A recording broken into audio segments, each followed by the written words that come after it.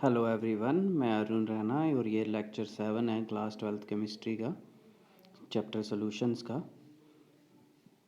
तो हमने last lectures में पढ़ा है नॉर्मेलिटी ऑफ ए सॉल्यूशन किसके बराबर होती है, number of gram equivalent upon volume of solution in litre into 1000 अगर मिलीलीटर में हो तो डिफाइन कैसे किया था, number of gram equivalents upon volume of solution को याद होगा, number of gram equivalent dissolve पर लीटर। तो आज का टॉपिक हमारा कंटिन्यू रहेगा नॉर्मेलिटी ऑफ ए सॉल्यूशन।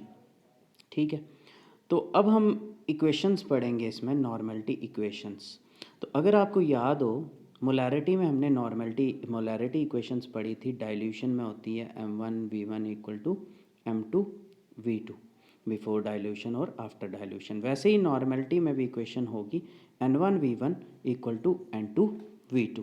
ठीक है, N1V1 क्या होगी, नॉर्मेलिटी और वॉल्यूम बिफोर डाइल्यूशन और ये आफ्टर डाइल्यूशन। नेक्स्ट एक क्वेश्चन करते हैं। Suppose 200 ml of water is added to 500 millilitre of solution of 0.2 normal then new normality. तो देखो इसमें है क्या, सिंपल सा क्वेश्चन है। इसमें है क्या कि आपके पास 500 ml सोल्यूशन है। ठीक है, 500 ml सोल्यूशन है, इसकी नॉर्मलिटी है 0.2 नॉर्मल। इसमें आपने क्या किया, 200 ml पानी डाला, तो अब वॉल्यूम कितनी हो जाएगी, 500 और 200 700। नॉर्मलिटी अब डाइल्यूट हो गया ना, डाइल्यूट हो गया सोल्यूशन, तो न्यू नॉर्मलिटी क्या होगी, थोड़ी कंसंट्रेशन कम हो गई होगी। तो ये आ जाएगा डाइल्यूशन और आफ्टर डाइल्यूशन। N2 निकालना है, तो सिंपल फार्मूला N1 आ गया आपका 0.2, N2 V1 आ गया आपका 500 ml, V2 आ गया 700 ml और N2 आपको निकालना है। तो यही किया है। तो बिफोर डाइल्यूशन N1 ये है 0.2 और V1 500 ml। After dilution V2 500 plus 200 700 हो गया और N2 निकालना है। तो फार्मूला लगाया डाइल्यूशन में N1V1 इक्वल टू N2V2, तो मल्टीप्लाई N1 की वैल्यू, V1 की वैल्यू, N2V2 यहाँ से निकाल दी N2 की वैल्यू। क्लियर हो गया। अब है अगर दो नॉन रिएक्टिंग सोल्यूशन हो, जैसे HCl और H2SO4 ले लिया, तो दोनों ये क्या है, एसिड है ना। तो एसिड क्या करेंगे, रिएक्ट कम करने के चांस हैं। ये हो गई अनरिएक्टिव सॉल्यूशंस। जैसे शुगर को साल्ट में डाल दिया तो ये भी रिएक्ट नहीं करेंगे, ये भी क्या होगी, अनरिएक्टिव सॉल्यूशंस। ठीक है, क्लियर। तो ये क्वेश्चन आपने करना है अब। ठीक है, दो अनरिएक्टिव सॉल्यूशंस हैं। ठीक है, तो अनरिएक्टिव में मोलैरिटी में अगर याद हो तो नई मोलैरिटी जो थी दोनों को मिक्स करने पे आती थी M1V1 plus M2V2 divided by V1 plus V2। वैसे ही नॉर्मेलिटी इक्वेशन है, दो नॉन रिएक्टिंग सॉल्यूशंस मिक्स करेंगे, normality of final solution N equal to N1V1 plus N2V2 divided by V1 plus V2 रहेगा। क्लियर हो गया। तो एक एग्जांपल लेते हैं, 250 ml, यहाँ पे दो सोल्यूशन है, एक शुगर है और एक सोडियम क्लोराइड। 250 ml एक शुगर ले लिया इसमें, जिसका वॉल्यूम है 250, नॉर्मेलिटी है 0.2। दूसरा सोल्यूशन ले लिया NaCl, इसका 250 और नॉर्मेलिटी है 0.4। दोनों को मिक्स किया, तो जब मिक्स करेंगे वॉल्यूम कितनी, दोनों की बन जाएगी 500 और नॉर्मेलिटी दोनों की वजह से क्या हो जाएगी, चेंज हो जाएगी। तो वो न्यू नॉर्मेलिटी आपको निकालनी है। तो 250 ml है 0.2 normal sugar solution is mixed with 250 ml of 0.4 normal sodium, final normality निकालनी है। तो यहाँ पे ले लिया हमने एक शुगर सोल्यूशन, एक NaCl solution, N1 2.2 N2 0.4 V1। Formula लगाया N इक्वल टू सब दोनों का plus divided by V1 plus V2 plus करके ये निकल गया सोल्यूशन कितना, 0.3 नॉर्मल। क्लियर हो गया। अब है अगर दो रिएक्टिंग सोल्यूशंस हो, नेक्स्ट आ जाता है अगर दो रिएक्टिंग सोल्यूशंस हो। तो याद हो अगर आपको मोलैरिटी में हमने निकाला था M1V1 divided by N1 equal to M2V2 divided by N2, लेकिन यहाँ पे तो नंबर ऑफ मोल्स होते नहीं है, तो यहाँ पे फार्मूला बन जाएगा N1V1 equal to N2V2। Clear है। तो यही आ जाता है, दो रिएक्टिंग सॉल्यूशंस हैं तो N1V1 इक्वल टू N2V2 आ जाता है। अगर एसिड बेसिस है तो एसिड बेस में सिंपल NaVa एसिड का नॉर्मेलिटी, वॉल्यूम एसिड की, बेस की नॉर्मेलिटी, वॉल्यूम बेस की, तो ये आ जाता है। Clear. Some common fractions of normality, 1n हो तो हम उसको कहते हैं नॉर्मल सोल्यूशन, पढ़ा है आपने। 1/2 नॉर्मल हो तो उसको कहते हैं आधा नॉर्मल, सेमी नॉर्मल, हाफ, है ना। नेक्स्ट थर्ड है, अगर हो n/10। n/10 का मतलब क्या होता है, ऊपर ले जाओ पावर को, 10 की पावर -1 नॉर्मल। 10 की पावर -1 को आपने पढ़ा होगा फिजिक्स में, इसको कहते हैं डेसी नॉर्मल, डेसी नॉर्मल। तो 10 n/10 का आ जाएगा डेसी नॉर्मल। अगर इसी तरह से n/100 हो, 100 का मतलब क्या हुआ, 10 की पावर 2, 10 की पावर 2 नीचे, ऊपर गई तो 10 की पावर -2, 10 की पावर -2 को कहेंगे सेंटी नॉर्मल, ठीक है। नेक्स्ट है, अगर हो 1/1000 नॉर्मल। 1/1000 कितना हुआ, 10 की पावर, ये 1000 कितना हो गया, जितने ज़ीरो हैं उतनी पावर लगा देंगे, 10 की पावर 3, ऊपर जाएगा तो -3 हो जाएगा, 10 की पावर -3। 10 की पावर -3 को क्या कहते हैं, मिली नॉर्मल।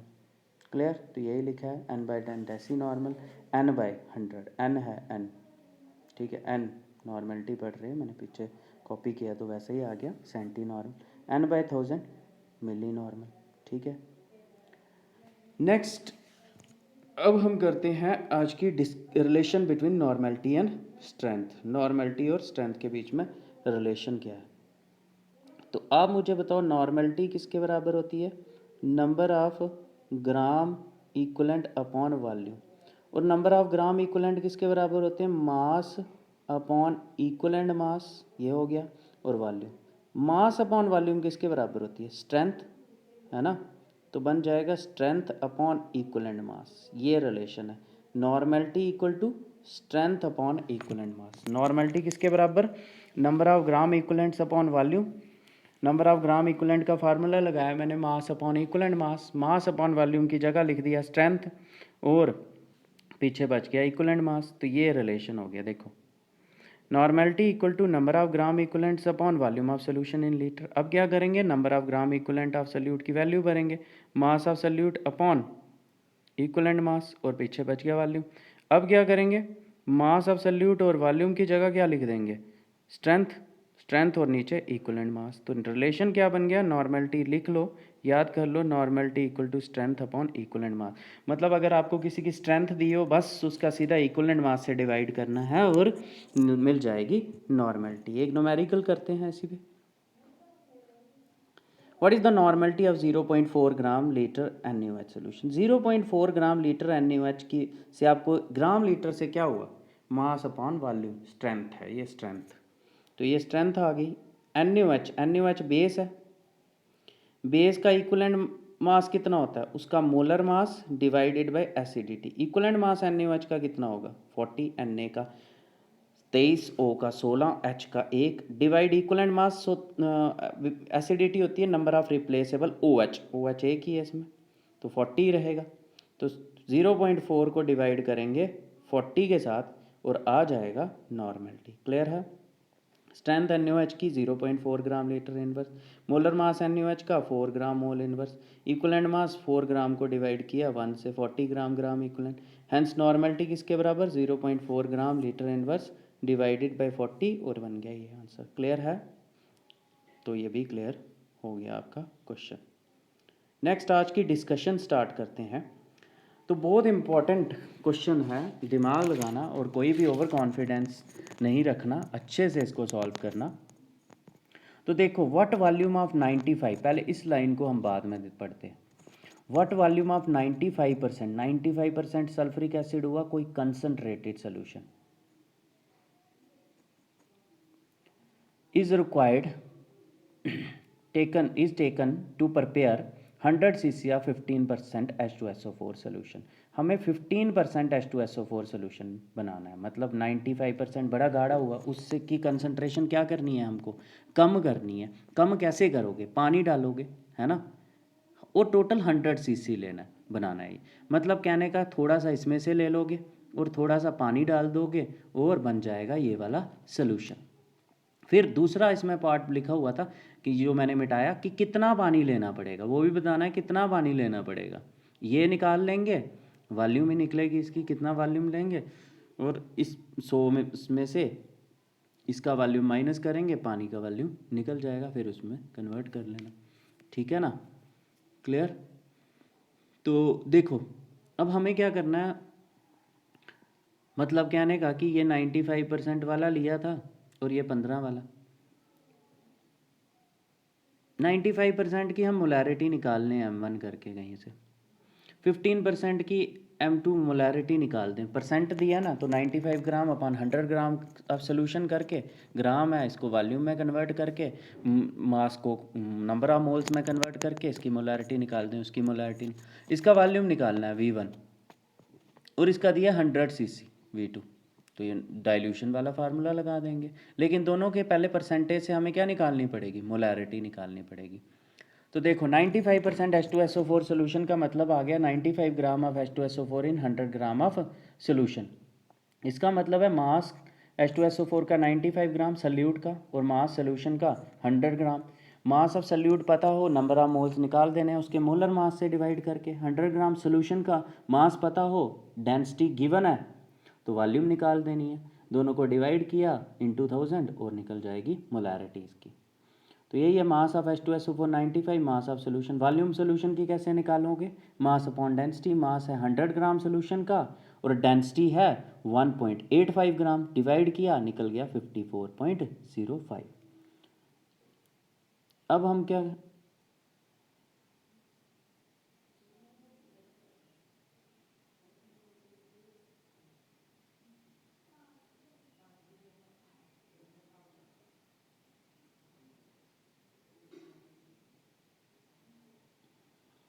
नेक्स्ट इस क्वेश्चन को हम नेक्स्ट उसमें देखेंगे। स्लाइड्स में मेरी प्रॉब्लम आ गई है, ठीक है, एक स्लाइड मिस हो गई है, तो आप ये देखें, टेस्ट नंबर 3 को देखो। Calculate the normality of, test करना है ये आपने complete. Calculate the normality of solution obtain by mixing 100 cc of 0.2 normal H2SO4 with 50 cc of 0.1 normal HCl। ठीक है, तो इसमें देखें क्या है, आपने नॉर्मेलिटी ऑफ सोल्यूशन निकालनी है और मिक्स करना है किसको, H2SO4 को HCl के साथ। नॉर्मेलिटी निकालनी है, H2SO4 को HCl के साथ मिक्स करना है, तो दोनों क्या हुए, नॉन रिएक्टिंग सोल्यूशंस, उनकी नई नॉर्मेलिटी निकालनी है। तो पता है ना आपको कैसे निकाल लेंगे, N equal to non reacting solutions हो तो N1V1 plus N2V2 upon V1 plus V2। और ये टेस्ट जो है ये चेक कराना है, आपको सेंड करना है मेरे को उसमें मेरे व्हाट्सएप पे। ठीक है, क्लियर हो गया। यहाँ से N1 आ गया आपका 0.2, V1 आ गया 100 cc, N2 आ गया 0.1 नॉर्मल और V2 आ गया 50 और डिवाइड किया और निकालना। Molarity and molality of 20% aqueous ethanol solution by volume. By volume दिया है यहाँ पे, वॉल्यूम का मतलब हुआ 20%, वॉल्यूम का मतलब हुआ 20 ml इथनॉल और 100 ml सोल्यूशन। ठीक है, मोलैरिटी निकालनी है और मोलैलिटी निकालनी है। डेंसिटी दी है आपको 0.960 ग्राम पर cc, यहाँ से निकाल देने आपने। नेक्स्ट है which of the following the concentration of solution, in which of the following concentration of solution remains independent of temperature. Molarity, molality, normality, formality, इन तीनों में से, चारों में से किस में, जिसमें वॉल्यूम नहीं आता होगा ना टर्म में, उस वो ही होती है, क्योंकि वॉल्यूम चेंज हो जाता है। Next, which aqueous solution has higher concentration, 1 molar और 1 मोलर। एक्वस लिखा है, ठीक है, और ये क्वेश्चन हमने किया भी है, इसको भी करना है आपने। ठीक है,